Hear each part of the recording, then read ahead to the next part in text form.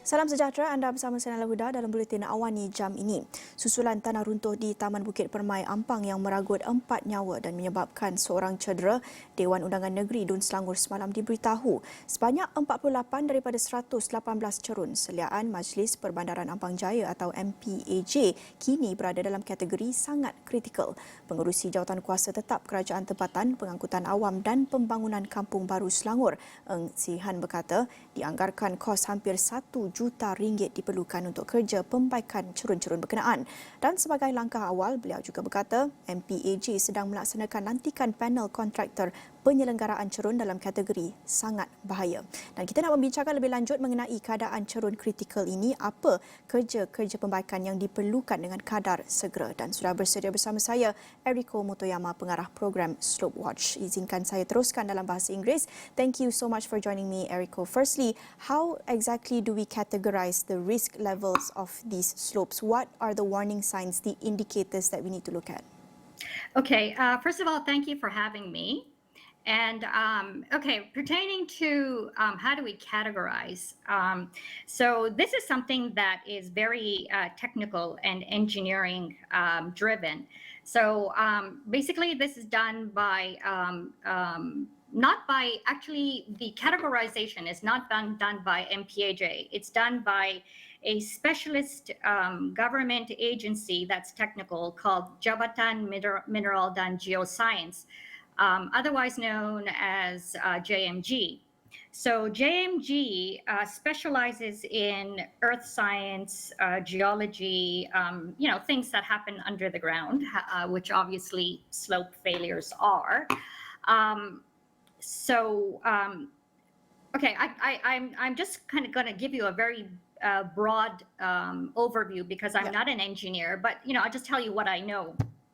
Yeah. So basically, it starts off with taking an inventory of okay, let's say we've got MPAJ, right? Majlis Perbandaran Ampang Jaya, their jurisdiction. So they need to start by taking an inventory of what kind of slopes or how many slopes there are in the area.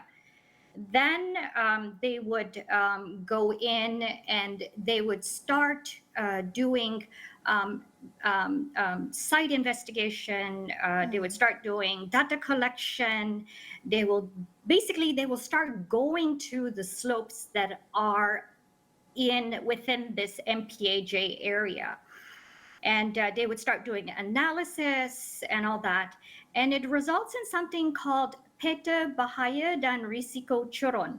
Yeah. So in English, it's slope hazard and risk map. So the slope hazard and risk map is a very powerful tool because the resulting map tells you where are the high risk areas. So the map is it would say, okay, this slope, this area is low hazard and low risk, or low hazard, medium hazard, high hazard, or very high hazard. So there's a ranking within that is very visible in this map. So this map serves as a planning tool for local authorities like MPAJ to prioritize the physical works. So it's because there's so many. Just now you were saying there's 118 slopes, and it's impossible to fix all of them, right? Yeah. It's just physically. It just varies. It's going to take a very long time and a lot of money. So we have to work on a basis of prioritizing. Yeah. So this hazard map is a very good tool for local authorities to to prioritize works. So then once they start pinpointing where are the very critical high hazard slopes, then they start the physical works on that. So there's sort of a method to all of this. Yeah. So I hope that answers your question. So then in that case, depending on whether that slope is public land, does it belong to the government? If so, then they would have to, start working, they would have to basically fix it. If it's private owner, it becomes then a third party comes in. Then they have to talk with a private owner and say, hey guys, you really got to fix this because it's going to be very dangerous. So that's sort of how it works from what I understand. Just going back to collecting data on these slopes, are these findings new? Did the risk levels of these slopes increase over time, or were these prone? We know for a fact this area is rather prone to landslides, but just these 48 slopes specifically, how do we know the risk levels of these slopes? Have they increased over time? Did the number show an increment? Right. Okay. All righty. So are they new? Yes and no. So, okay, back in 2007, there was JKR, the Public Works Department, commissioned this National Slope Master Plan. And in the National Slope Master Plan is like a roadmap, right? So it's like, oh no, we've got too many slopes. What are we going to do about it as a nation? What can the government do? So basically, it came up with this roadmap, a 15-year roadmap. In the roadmap, it said we got to come up with this hazard and risk map. So that's when JMG started, and I think, if I'm not mistaken, JKR started soon after. Started around 2010.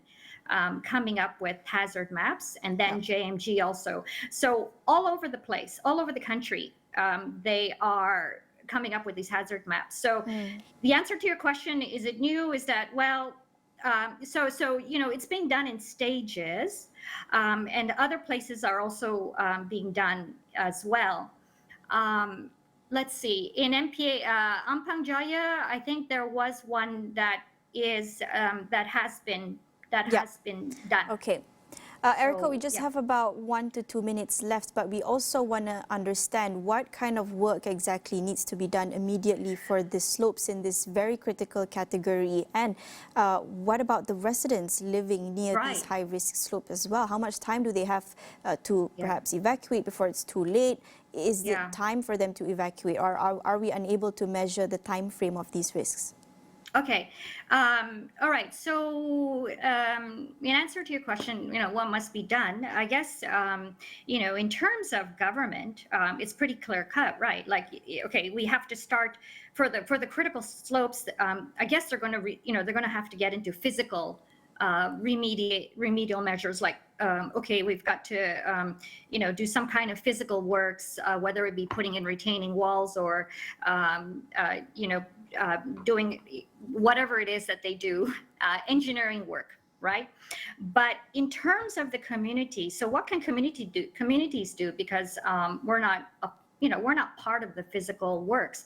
Now, I think the key message to all the residents out there is that we can, it is, somebody had mentioned this before. An engineer about a week ago mentioned public awareness and education, because the signs are there. It is possible to see a landslide before it happens.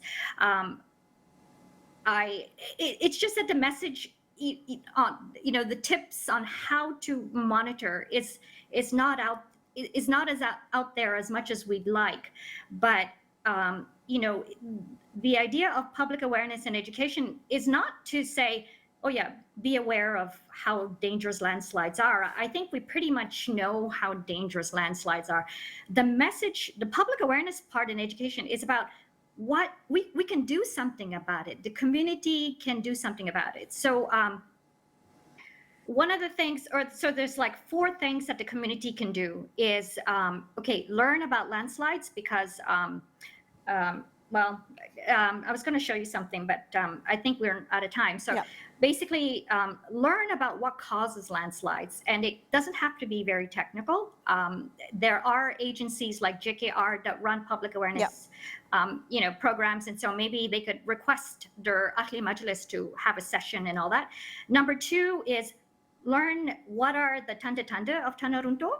So like some residents in some tamans in Bukit Antara Bangsa, for example, when they do their gotong royong in their taman, they even have slope inspection as part of their, which is great because you catch the signs early on. Then the third one is maintaining. So again, it doesn't have to be like really heavy engineering work. All you can do is just like maybe clear the longkang at the top of the slope, so the water flows nicely from the top down the slope to the tow drain, flows through the network of longkang and goes to the river. So it can be really simple. So there are things that residents can do. And the fourth one is if you do see something, don't just sit on it. Report to the local authority, and they will come. And they will make sure whether it's a private slope or a public slope, or whether it's urgent, or they will. Sometimes residents have problems with that, with the communication part. So that's where Slope Watch comes in and helps them. Okay, there's plenty more I'd like to discuss, but unfortunately that's all the time we have. Thank you so much for joining me, Eriko. Itu tadi Eriko Motoyama, pengarah program Slope Watch, mengulas mengenai pengkategori ataupun mengklasifikasikan 48 cerun di Ampang Jaya yang berada dalam kategori sangat kritikal.